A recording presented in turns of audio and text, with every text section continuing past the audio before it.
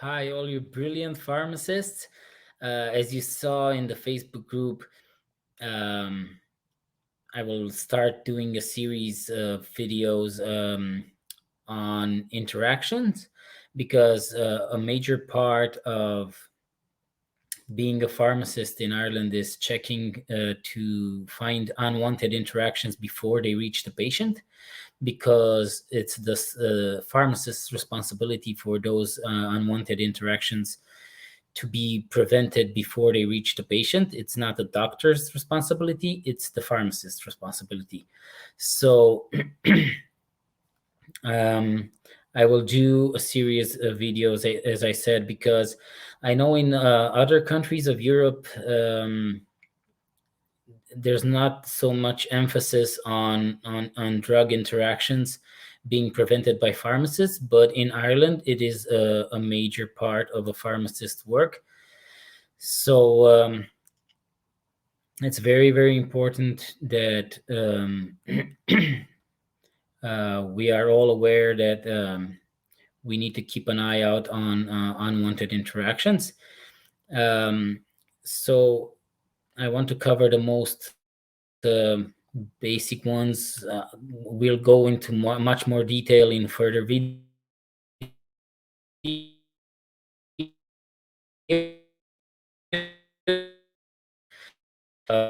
going to mention most, for example, clarithromycin, which basically interacts with everything. So clarithromycin interacts with statins.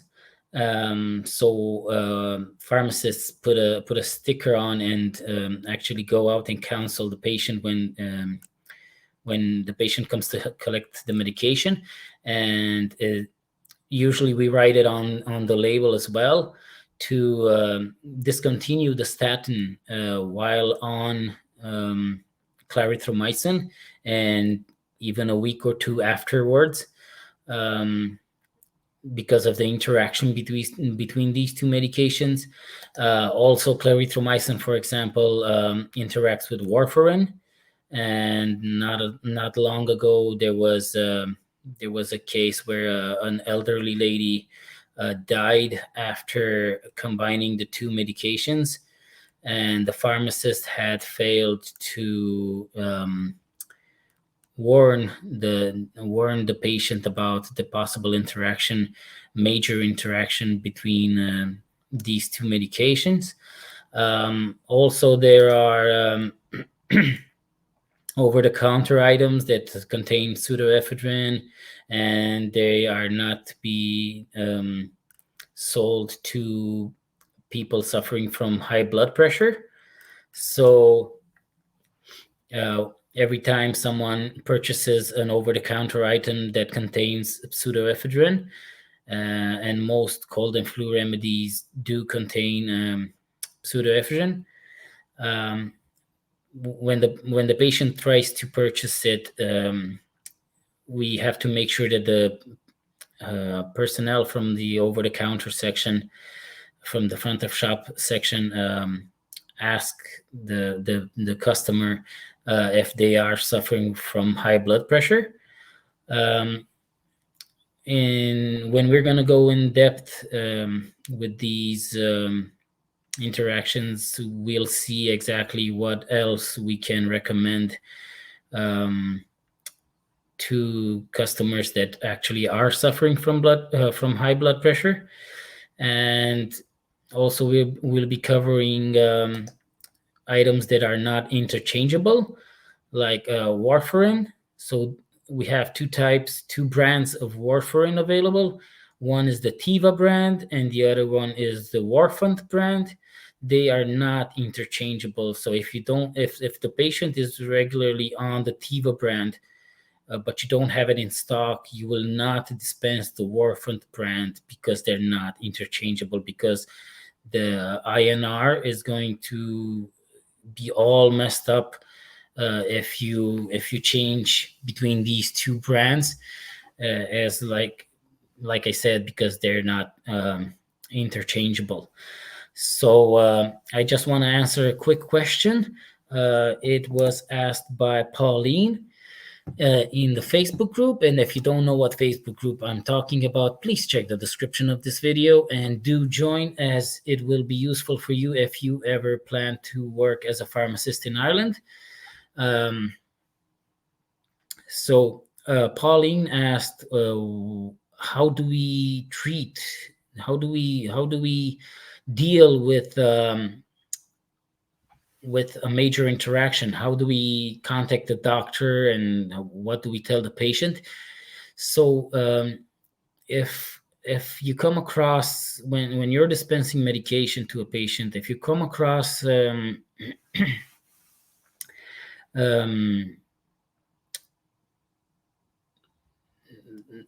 anything else than major interactions, you can just have a chat with the patient and notify them of the possible dangers. So if it's a minor interaction or a moderate interaction, you can ask the patient if they're feeling any of the symptoms that are described in those interactions, and advise them to keep an eye out on it. In case those symptoms do appear, they should know that it might be because they're combining medication. But if a major interaction is when you're dispensing medication, if you find a major interaction between two drugs or even more drugs, then you must contact the prescriber and notify them of the major interaction, and they will most likely switch to a different drug, or maybe they'll okay it. Maybe they say it's okay because they're monitoring the patient closely or something like that. Um, if the doctor says they want you to go ahead with the major interaction, you can actually decline it based on your professional judgment, or you can approve it and dispense the medication, and you can write on the prescription PC from prescriber contacted, and you can say exactly the time and date and the person you spoke to on the phone, and say that the doctor, the prescriber, actually was okay with the dispensing of that medication because they monitor the patient closely, or whatever the reason would be for them to go ahead with that. So you can actually withhold medication. If you can't reach the doctor that very day, maybe it's in the evening, you can tell the patient that you would only dispense the medication the following day, when you clarify it with the customer, with the prescriber, that it's safe for the customer, for the patient to be taking those drugs in combination. So you can actually do that. You can withhold the prescription, but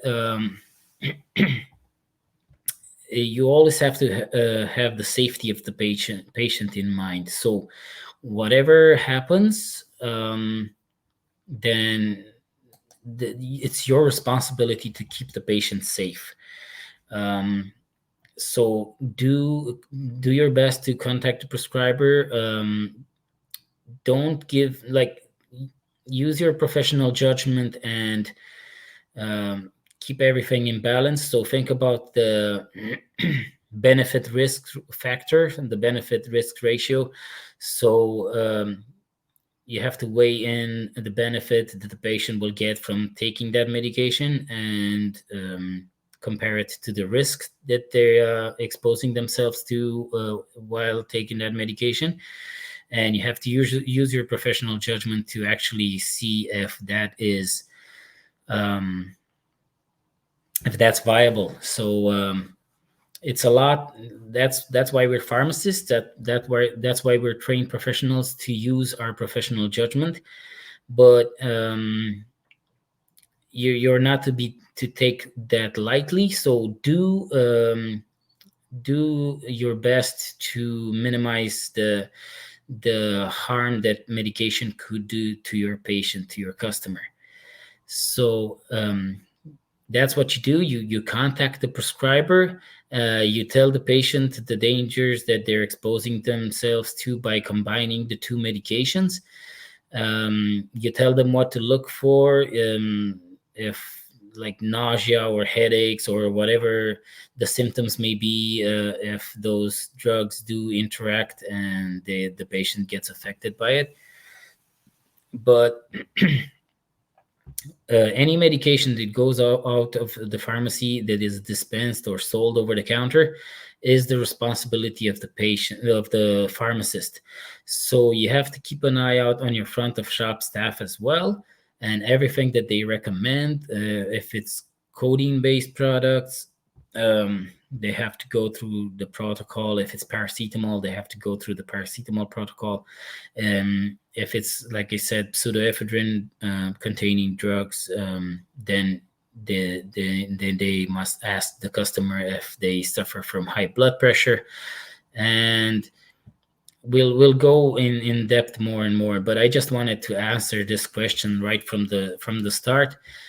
If you encounter a major interaction, you have to contact the prescriber. You do not have the authority to tell the patient to stop that medication or to alter the patient's medication in